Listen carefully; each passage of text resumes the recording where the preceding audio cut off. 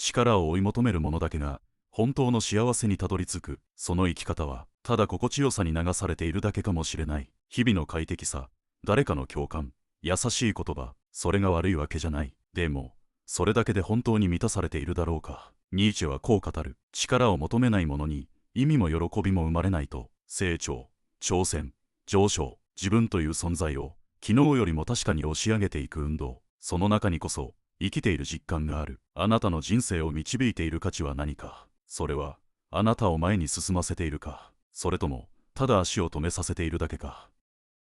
何を人生の中心に置くか。人は誰もが意識するしないにかかわらず、人生の中心に立った一つの価値を据えて生きている。ある人にとっては富、別の人にとっては愛、他人からの承認、安定した地位、心地よい人間関係。その価値が日々の行動を決め、選択の基準となり、時には人生の方向そのものを決めてしまう。あなたの人生を動かしているのは何だろう。何を得ようとして、何を避け、どこへ向かおうとしているのか。その軸に据えている価値はあなたを本当に強くしているだろうか。19世紀の哲学者ニーチェはこの問いを鋭く掘り下げた。そして私たちが無意識に選んでいる価値観に対してこう疑問を投げかけた。本当にそれでいいのかと。ニーチェが人生の中心に据えるべきだと説いたのは、幸福でも快楽でも安心でもなかった。彼が徹底して追求したのは力だった。ここで言う力とは他人を支配するための権力ではない。誰かに勝つための競争力でもない。もっと静かで深いものだ。思考力、想像力、行動力、精神力、内に秘められた力を引き出し、昨日よりも高く、今日よりも遠くへ自分を引き上げていく運動。それが彼の言う力だった。力とは自分自身を上昇させ続ける意志そのもの。快適さではなく拡張、安定ではなく成長、他者との比較ではなく昨日の自分を乗り越えること。そこにこそ人生の意味が宿るとニーチェは信じた。だからこそ今私たちは自分に問いかけなければならない。あなたの人生を導いている価値は何か。その価値はあなたを強くしているか、それともただ心地よさの中で足を止めさせているだけではないか。この物語は力の哲学をめぐる旅。ニーチェの思想を土台にしながら自分自身をより高く、より深く更新していくための思考の武器を手に入れる旅だ。そしてその旅路の先にこれまでとは全く違う自分だけの人生が始まっていく。ニーチェが語る力とは何か。力と聞いて多くの人が思い浮かべるのは他人を動かす力、勝ち取る力、上に立つ力かもしれないけれど、ニーチェが語った力はそれとは全く異なるものだった。それは内側に向かう力であり、外界を征服するより先に自分自身を拡張し、より高く、より深く生きていこうとする意志の運動だった。力とは思考を深める力、想像を広げる力、行動を継続する力、痛みや不安に屈しない精神の力、昨日の自分を超えようとするその静かな活動。ニーチェは言う。善とは力の感覚を高め、力そのものを育てるもの。悪とは弱さから生まれるすべてのものだ。つまり彼にとっての善とは人間の力を目覚めさせ、引き出し上昇させるものであり、悪とはその逆、力を弱らせるあらゆる妥協や逃避だった。私たちの社会は時として快適さや安全性を至上の価値として掲げる。変化を恐れず、現状に甘んじず挑み続けるものをむしろ異質とする空気すらある。だがニーチェの思想はそうした風潮に真っ向から反する。人生の価値は快適さではない。人生の本質は拡張であり、成長であり、更新である。自分という存在を押し広げ、まだ見たことのない自分を作り出していくその営み。それこそが彼の言う力の本質だった。例えば肉体を鍛える者は筋肉を通して力を育てる。書くことに挑む者は言葉を通して思考の力を磨く。人前で語る者は不安や周知と向き合う中で精神の力を鍛えている。これらはすべて内なる器を広げていく行為だ。決して他者と競い上に立つためではない。昨日の自分を超えるため、まだ知らない自分に出会うため。現代の哲学者ジョン・リチャードソンもこう語っている。力とはすでにある能力や活動をより高いレベルへ引き上げること。それは過去の自分を削り彫り直し、新しい形を刻む、いわば自己彫刻という生き方だ。その彫刻は一日では完成しない。満足したら終わる。けれど満足しなければ成長は止まらない。そして成長が続く限り人生は進化し続ける。だからこそニーチェの言う力は単なる成功の道具ではない。それは生きるとはどういうことかという問いに対する一つの答えなのだ。あなたの内側にも眠っている力がある。思考の深さ、感情の強さ、意志の重さ、それらを引き出し、鍛え、磨き上げること、それこそが、この人生において、最も人間的で、最も充実した営みではないだろうか。力を引き出す目標の4条件。人生において最も重要な問いの一つはこれだ。自分は何を目指して生きているのか。明確な目標があるとき、人は動く。迷いが減り、日々に軸が生まれ、時間が意味を帯びる。だが目標が不明確なままでは、人生は漂流してしまう。ニーチェは語る。なぜ人間が存在するのかを問う必要はない。だが、なぜあなたがここにいるのかは、問わなければならないと。人生を動かすのは、世界の意味ではなく、自分自身の意味なのだ。その意味を与えてくれるのが、目標である。では、どんな目標を掲げれば、内なる力が本当に目覚めるのか。そのヒントを、現代の哲学者ジョン・リチャードソンは4つの条件として整理した。ここではその内容をもとに、力を引き出すための正しい目標の形を見ていこう。1つ目の条件は、意味があり、挑戦的であること。目標とは、やることリストの延長ではない。内側から火が灯るような、自分自身の存在をかけるようなものでなければ、それは力の発火点にはならない。簡単すぎる目標は力を眠らせ、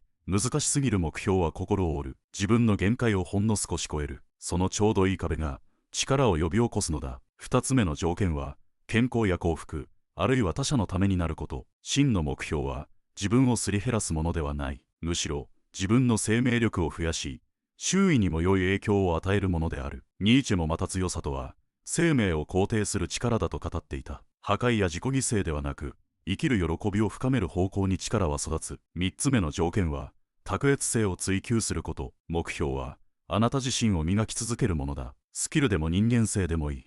今日よりも明日、わずかでも良くなろうとする連続性が、内なる上昇運動を生み出す。力とは、停滞を嫌い、上昇を欲するものなのだ。妥協ではなく、選び取る専念こそが、力の環境を作る。そして4つ目の条件は、自分の内側から生まれたものであること。最も重要なのは、その目標が、親の期待でも、社会の常識でも、流行でもないこと。あなたの内に眠る欲求、衝動、願い、その声から生まれた目標でなければ、力は本当に目覚めない。ニーチェはこう言った。高く、さらに高く目標を掲げよう。そうすれば、人生の意味が見えてくると。目標とは、意志が宿る場所だ。そしてそれは、一度決めたら終わりではない。あなたが強くなるたびに、目標もまた高くなる。その上昇の連続が、力の軌道を描いていく。人生の方向性を定めるのは、他人ではない。あなた自身の目標と、その選び方こそが、内なる力の目覚めを決定づけていくのだ。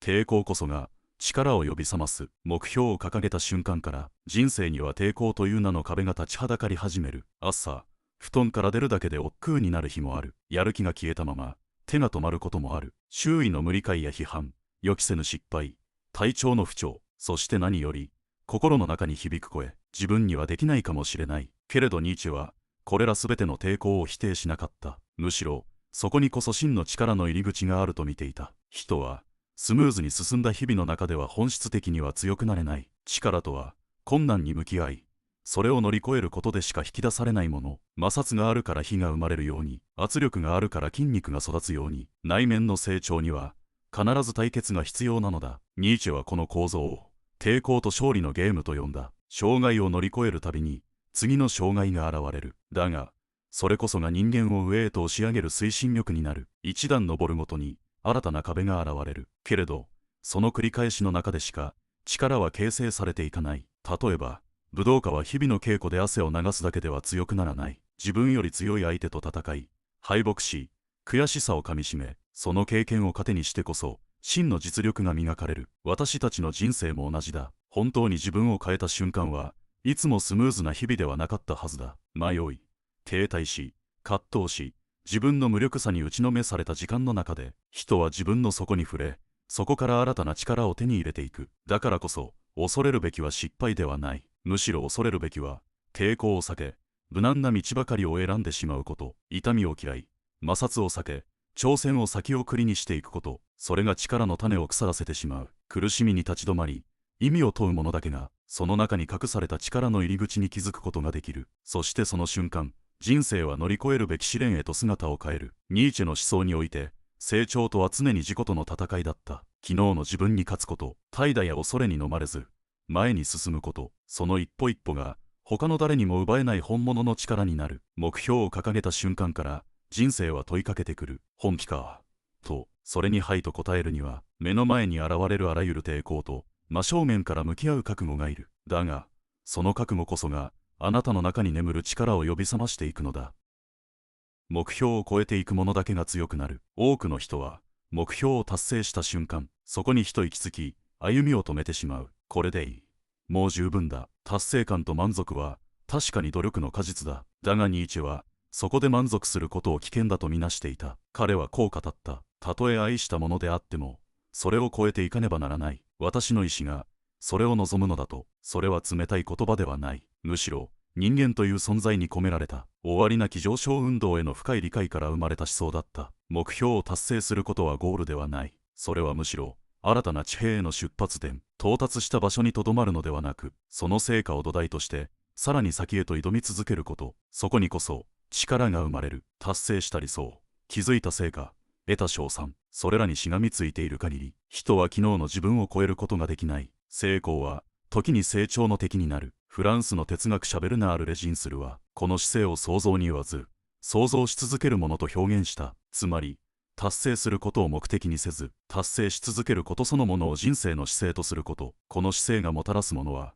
静かながら、強い、自分に問い続ける習慣が生まれ、現状に甘んじることなく、次なる高みを自然に探し始める。その内的な上昇運動こそが、力という名の本質を支えるエンジンになる。私たちが目指すべきは、完成ではない。むしろ、永遠に未完成であり続ける覚悟。彫刻家が大理石に刻み続けるように、私たちもまた、自分自身を掘り続けていく。そして、その彫刻の手は、決して止まらない。なぜなら、本物の力とは自己満足を乗り越える意志だからだ。ある地点で満足した人生は、そこで静かに沈んでいく。けれど、成し遂げた自分を乗り越えようとする人生には、止まらない上昇と、新しい意味が宿っていく。あなたが掲げた目標を超え、そのさらに先へと目を向けたとき、その一歩が、次なる力を引き寄せるのだ。本物の強さとは、勝った後に、もう一度立ち上がる人間の姿に宿っている。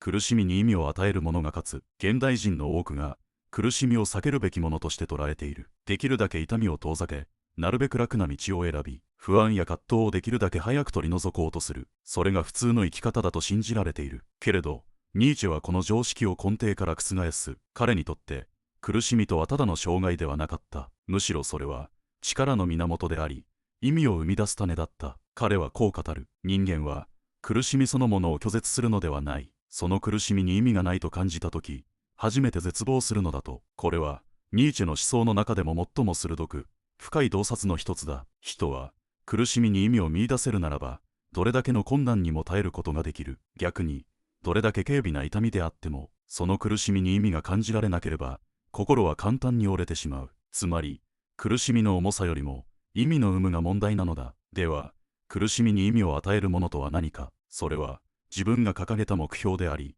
その目標を貫こうとする意志に他ならない。痛みに耐えるのではなく、その痛みの中に、自分を鍛え直す道を見出すこと。それができる人間こそが、苦しみを力に変えていける。私たちは何かを本気で追いかけるとき、必ず抵抗とぶつかり、苦しみを経験する。それは逃げ場のない内的な摩擦として、時に絶望として、あるいは自己否定として、心の中に現れる。だが、その瞬間にこそ、問いかけてほしい。この苦しみは、何を育てようとしているのか。この痛みの先に、どんな力が待っているのか。この問いを持てるかどうかが、人生の質を決める。苦しみを単なる痛みとして処理するか、それとも力の種として育てるか。その分岐点にこそ、意味がある。筋肉が負荷によって成長するように、精神もまた、圧力と緊張によって鍛えられる。だからこそ、ニーチェはこう言い切った。苦しみの中に意味を見出すことができる者だけが、真に強くなれると。快適さの中には、確かに安心がある。だが、苦しみの中には、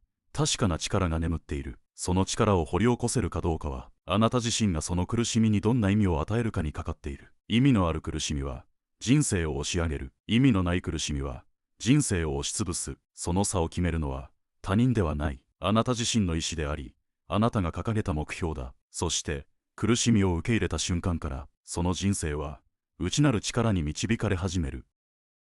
幻想に依存せず今を生きる。人は、辛い現実に直面した時、無意識のうちに別の世界に救いを求める。宗教は天国を、政治は理想の社会を、スピリチュアルは宇宙の救いを語る。今は苦しいけれど、いつか報われる。この苦しみには、きっと後から意味がある。そう信じることで、人は何とか生きていける。確かに、その幻想が心を支えることもあるだろう。だが、ニーチェはここに鋭い問いを突きつける。そのいつかは、本当に来るのか。その幻想は、現実から目を背けるために作られたのではないか。彼はこう断言する。真の世界という考えは、この現実を貶めるために発明された幻想だと。天国、悟り、理想郷、それらは確かに美しい。けれどそれを信じるあまり、私たちは今ここにある現実の重みや可能性から目をそらしてしまう。痛みがあるのは今だ。喜びがあるのも今だ。私たちが生きているのはどこでもない。まさにこの瞬間だけなのに、ニーチェは幻想を否定したのではない。幻想に依存する姿勢を拒んだのだ。そしてこう促した。この現実の中に自分で意味を作り出せと。他人に希望を託すのではなく、どこか遠い救いを待つのではなく、自分自身の意志でこの一瞬に意味を刻む。それは厳しくも力強い生き方だ。なぜなら幻想を捨てた瞬間、人生の責任はすべて自分の手に戻ってくるからだ。けれど同時に、そこにこそ本当の自由がある。誰かに救われるのではなく、自分の力で歩む自由。意味を押し付けられるのではなく、自分の手で意味を選び取る自由。幻想を脱ぎ捨てて今を生きるとは、この世界を肯定し、自分の人生に対して能動的であること。そして、それこそがニーチェの語る強さなのだ。苦しみがあるなら、その中に意味を見つける。挫折があるなら、それを通して自分を掘り直す。未来が不確かでも、今この一歩に全てを込める。この世界しかない。だからこそ、この世界を全力で生きる。この瞬間を自分の意志で意味あるものに変えていく。それが、幻想を超えた場所にある、本物の人生だ。力とは、終わりなき自己更新である。私たちは、つい答えを求めてしまう。人生の正解、成功のゴール、到達すべき最終地点。けれど、ニーチェの思想は、そんな期待に対して静かに首を振る。人生に完成などない。あるのは、ただ一つ、自己の更新という営みだけだ。他人と比較することでもない。称賛や承認を得ることでもない。昨日の自分を、ほんの少しでも超えること。その運動が、人生を前に進める唯一の力になる。ニーチェは力を循環する意志として捉えた。目標を掲げ、抵抗にぶつかり、苦しみに意味を与える。そして達成したら、それを土台にまた新たな高みを目指す。この終わりなき円環の中にこそ、人生の本質がある。立ち止まることは、後退と同義だ。満足は一時の休息に過ぎず、そこで歩みを止めてしまえば、あなたの力は静かに、しかし確実に鈍っていく。逆に言えば、問い続ける限り、あなたは強くなれる。今の自分は、昨日の自分を超えているか。この問いに、何度でも割と答えられる限り、あなたの人生は、上昇し続ける軌道の上にある。自己彫刻とは、過去の自分に対する静かな挑戦だ。古い習慣、怠惰な思考、惰性的な選択、それらを見つめ、削り、磨き、より鋭く、より高く生き直すこと。ニーチェが語った力とは、そうした静かで強靭な運動だ。何かを成し遂げることではない。成し遂げ続けようとする意志そのものに、人生の意味と喜びが宿っている。そしてその喜びは、成果の報酬として訪れるものではない。あくまで副産物として、静かに、だが確かに心に宿ってくる。それは、他人には見えない場所で自分を乗り越えた者だけが知る。深く、静かな喜びだ。だからこそ、あなたに問いたい。今、あなたが生きているその日々は、昨日の自分を超えているだろうか。意味を生み出しているだろうか。苦しみに向き合っているだろうか。その問いにはいと答え続けられる限り、あなたの人生は、決して止まらない。そしてその終わりなき自己更新の旅の中にこそ、本物の力が、そして本物の幸せが、静かに息づいている。